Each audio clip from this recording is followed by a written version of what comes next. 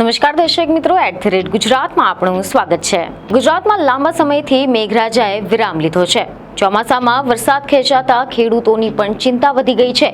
ખેતરોમાં લહેરાતો પાક પાણી વગર સુકાવા લાગ્યો છે, જેના કારણે અન્નદાતાઓ વરસાદની ચાતક નજરે વાટ જોઈ રહ્યા છે। આ સિવાય હવે જન્માષ્ટમીનો તહેવાર પણ અગત્યનો તહેવાર નજીક આવી રહ્યો છે, ત્યારે આવામાં ગુજરાતમાં વરસાદને લઈને અગત્યની આગાહી સામે આવી છે। જી હા, હવામાન વિભાગ તેમજ હવામાન નિષ્ણાંત દ્વારા ગુજરાતમાં આગામી દિવસોમાં અતિ ભારે વરસાદની આગાહી કરવામાં આવી છે। તો ચાલો જાણીએ કે આગામી કયા દિવસોમાં રાજ્યના કયા વિસ્તારોમાં ભારે વરસાદ ખાબકવાનો છે। તો આ અંગે હવામાન વિભાગ તેમજ હવામાન નિષ્ણાંત અંબાલાલ પટેલની આગાહીઓ શું કહે છે। તો મીડિયા રિપોર્ટ અનુસાર એવી માહિતી મળી રહી છે કે ગુજરાતના હવામાન વિભાગના અમદાવાદ કેન્દ્ર તરફથી આગામી 7 દિવસની આગાહી જાહેર કરવામાં આવી છે। હવામાન વિભાગના જણાવ્યા અનુસાર 14 ઓગસ્ટથી લઈને 19 તારીખ સુધીમાં અનેક જિલ્લાઓમાં ભારે વરસાદ થઈ શકે છે।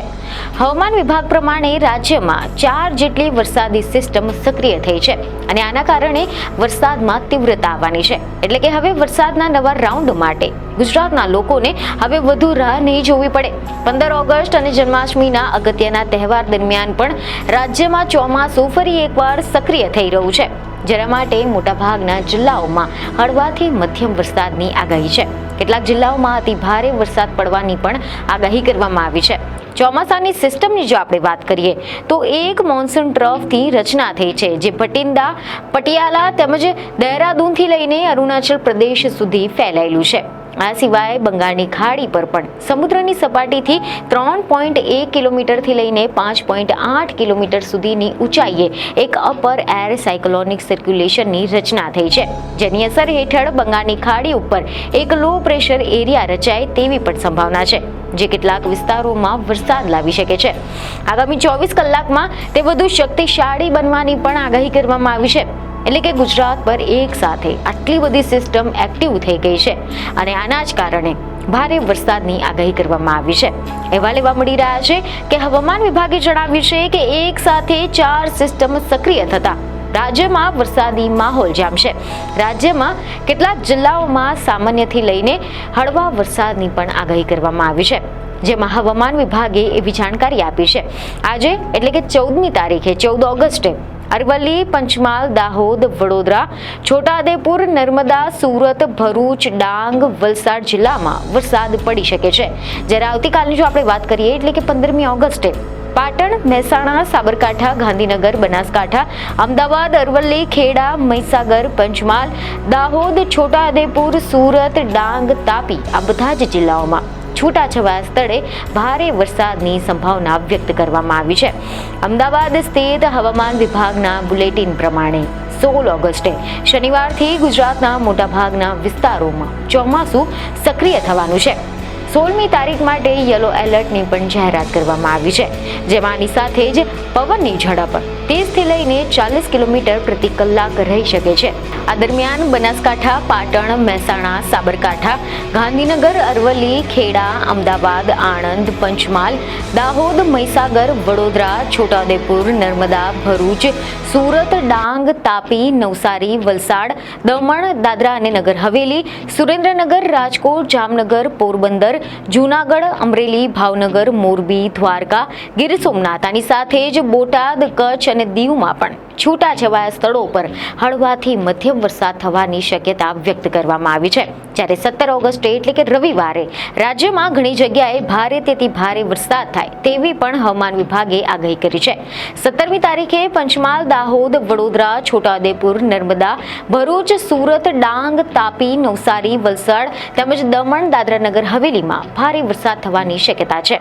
આ ઉપરાંત રવિવારે બનાસકાંઠા, પાટણ, મહેસાણા, સાબરકાંઠા, ગાંધીનગર, અરવલ્લી, ખેડા, અમદાવાદ, આણંદ, પંચમહાલ, દાહોદ, મહીસાગર, વડોદરા, છોટાઉદેપુર, નર્મદા, ભરૂચ, સુરત, ડાંગ, તાપી, નવસારી, વલસાડ, દમણ, દાદરા નગર હવેલી, સુરેન્દ્રનગર, રાજકોટ, જામનગર, પોરબંદર, જૂનાગઢ, અમરેલી, ભાવનગર, મોરબી, દ્વારકા, ગીર સોમનાથ, બોટાદ, કચ્છ અને દીવમાં પણ છૂટાછવાયા સ્થળોએ હળવાથી મધ્યમ વરસાદ થવાની આગાહી કરવામાં આવી છે। 18 ઓગસ્ટે સોમવારે આણંદ, પંચમહાલ, દાહોદ, મહીસાગર મહીસાગર, વડોદરા, છોટાઉદેપુર, નર્મદા, ભરૂચ, સુરત, ડાંગ, તાપી, નવસારી, વલસાડ, દમણ, દાદરાનગર હવેલીમાં કેટલીક જગ્યાએ ભારે વરસાદ પણ થઈ શકે છે.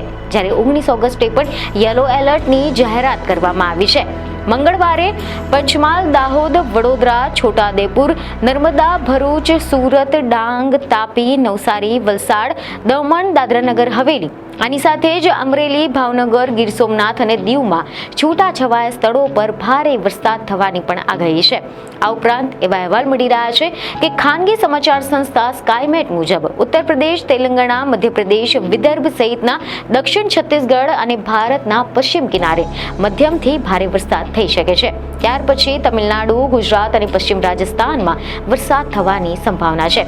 હવે વરસાદની ગતિવિધિ ધીમે ધીમે પૂર્વ રાજસ્થાન તરફ આગળ વધી રહી છે. તેથી કરીને 16 થી લઈને 17 ઓગસ્ટ સુધીમાં ગુજરાત અને રાજસ્થાન સહિત પશ્ચિમ મધ્યપ્રદેશમાં કેટલીક જિલ્લામાં ભારે વરસાદ થવાની પણ સંભાવના છે. આગામી 3 થી 4 દિવસ પછી દક્ષિણ ગુજરાતમાં ભારે વરસાદ થાય તેવી પણ સંભાવના જોવા મળી રહી છે.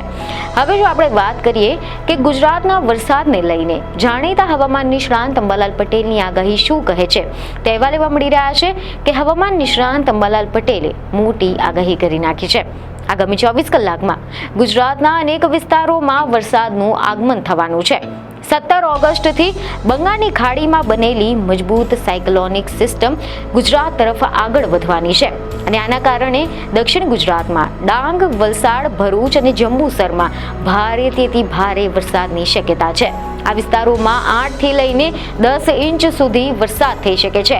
બંગાળની ખાડીમાંથી આવતી વરસાદી સિસ્ટમના કારણે કચ્છમાં પણ જળબંબાકાર જેવી પરિસ્થિતિ સર્જાઈ શકે છે. આ વરસાદ કૃષિ માટે અત્યંત ફાયદાકારક રહેશે તેવું પણ તેમનું કહેવું છે. એટલે કે આવનાર વરસાદ કૃષિ ક્ષેત્ર માટે ખૂબ જ સારો સાબિત થશે. ખેડૂતો માટે આગાહી રાહતરૂપ છે. ભારે વરસાદના કારણે નર્મદા, સરદાર સરોવર ડેમની સપાટીમાં વધારો થવાનો છે. નર્મદા નદી પણ બે કાંઠે વહેતી થશે તેવી શક્યતા છે. આ ઉપરાંત તાપી અને સાબરમતી નદીઓમાં પણ પાણીની આવકમાં વધારો થઈ શકે છે. સાબરકાંઠાના ભાગોમાં પણ ભારે વરસાદ થવાની શક્યતા રહેશે. આની સાથે જ અંબાલાલ પટેલનું એવું પણ અનુમાન છે કે 7મ અને 8મના તહેવાર દરમિયાન રાજ્યમાં સામાન્ય વરસાદી ઝાપટા જોવા મળી શકે છે અને આના કારણે સૌરાષ્ટ્રમાં જન્માષ્ટમી દરમિયાન લોકો મેળાની મજા માણી શકશે. પરંતુ છૂટાછવાયા વરસાદી ઝાપટા આવી શકે છે. 18 થી લઈને 20 ઓગસ્ટ દરમિયાન સારો એવો વરસાદ થવાનો છે અને 23 ઓગસ્ટથી પર્વતાકાર વરસાદ એટલે કે જ્યાં સિસ્ટમ જાય ત્યાં તો વરસાદ થાય તેવી સિસ્ટમ સર્જાશે. ગણેશ ચતુર્થીના તહેવાર દરમિયાન પણ વરસાદી માહોલ રહેશે. વરસાદનો આ માહોલ લાંબો ચાલશે તેવી પણ આગાહી અંબાલાલ પટેલે વ્યક્ત કરી છે. જેમાં 27 થી લઈને 30 ઓગસ્ટ અને 3 સપ્ટેમ્બરથી લઈને 14 સપ્ટેમ્બર દરમિયાન પણ વિવિધ વિસ્તારોમાં વરસાદ ચાલુ રહેશે. આગાહીઓ દર્શાવે છે કે આ ચોમાસું રાજ્ય માટે ખૂબ જ સક્રિય રહેવાનું છે. જળ સંચયની દ્રષ્ટિએ પણ ફાયદાકારક સાબિત થવાનું છે. મહત્વનું છે કે એવી ખબરો સામે આવી છે કે રાજ્યમાં અત્યાર સુધીમાં 64.48% વરસાદ નોંધાયો છે, જેમાં સૌરાષ્ટ્રમાં સૌથી ઓછો 56% વરસાદ થયો છે, જ્યારે દક્ષિણ ગુજરાતમાં સૌથી વધુ સરેરાશ 68.95% વરસાદ નોંધાયો છે. અન્ય વિસ્તારોમાં કચ્છમાં 65%, ઉત્તર ગુજરાતમાં 66.21%, પૂર્વ મધ્ય ગુજરાતમાં 66.62% વરસાદ પડ્યો છે. રાજ્યમાં સરેરાશ 882 મિલીમીટર વરસાદ પડ્યો છે, જેની સામે અત્યાર સુધીમાં 568 મિલીમીટર વરસાદ નોંધાયો છે. આ ઉપરાંત એવા અહેવાલ છે કે ગુજરાતના નાના મોટા 207માંથી 30 ડેમ છલકાઈ ગયા છે. ઉત્તર ગુજરાતમાં 15માંથી કોઈ પણ ડેમ છલકાયો નથી, જ્યારે દક્ષિણ ગુજરાતના 13માંથી 8 ડેમ છલકાઈ ગયા છે. મધ્ય ગુજરાતમાં પણ 17માંથી 4 ડેમ છલકાઈ ગયા છે. કચ્છના 20માંથી 3 ડેમ પણ છલકાયા છે, જ્યારે સૌરાષ્ટ્રમાં પણ 141માંથી 15 ડેમ છલકાઈ ગયા છે. સરદાર સરોવર ડેમમાં 75% પાણી ભરાયું છે. તો આ હતી ગુજરાતના હવામાનને લઈને કેટલીક મહત્વપૂર્ણ અપડેટ્સ. તો આશા છે કે તમને આ માહિતી મહત્વની લાગી હશે, અને જો હા તો અમારા વિડીયોને લાઈક અને શેર જરૂરથી કરજો. બીજને ખબર સાથે ફરી મળીશું. ધન્યવાદ.